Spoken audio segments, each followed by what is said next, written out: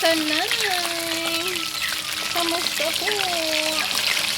Siyempre, for today's video, ay magluluto na naman tayo ng ating ulam para sa ating dinner. So, itong leeg ng manok ko mga kananay. Kasi yung makain ito, ayan, napaka-sarap na naman ang ating dinner. Cholesterol is waving. Pero, minsan-minsan lang naman mga kananay, wag lang kasi nakakasama sa ating katawan.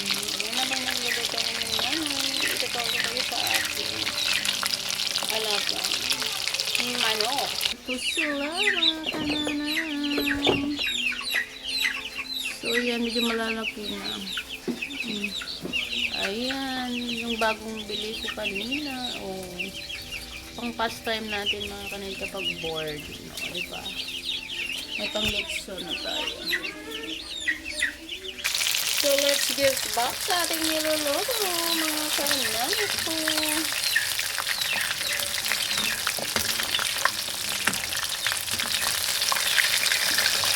Aray.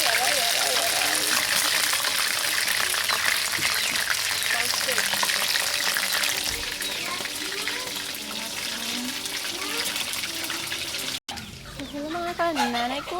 Ayan yung ating tanim na saluyot. Napakataba na. Ayan, saluyot at alugbati. Ito medyo na kasi nga nainitan tapos biglang umulan.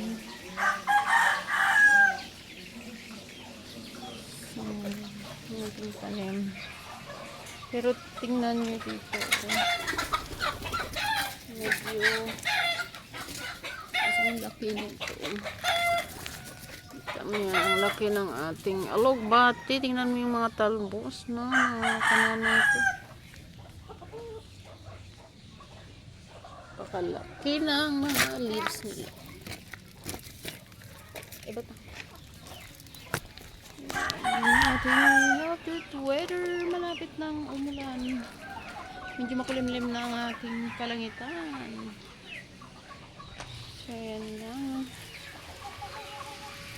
Meron kuya ba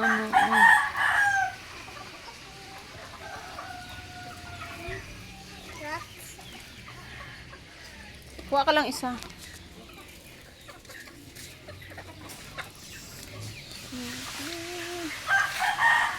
Andun tayo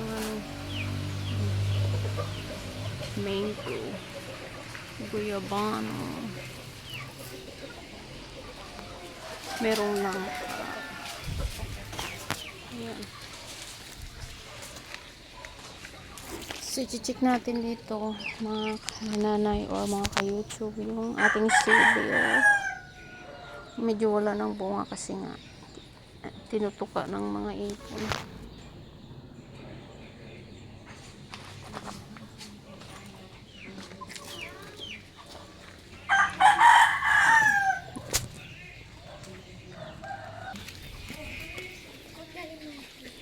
Ganda naman ng flowers.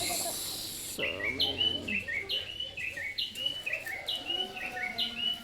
Dati maraming bunga yung langka. Ngayon kasi ubusan.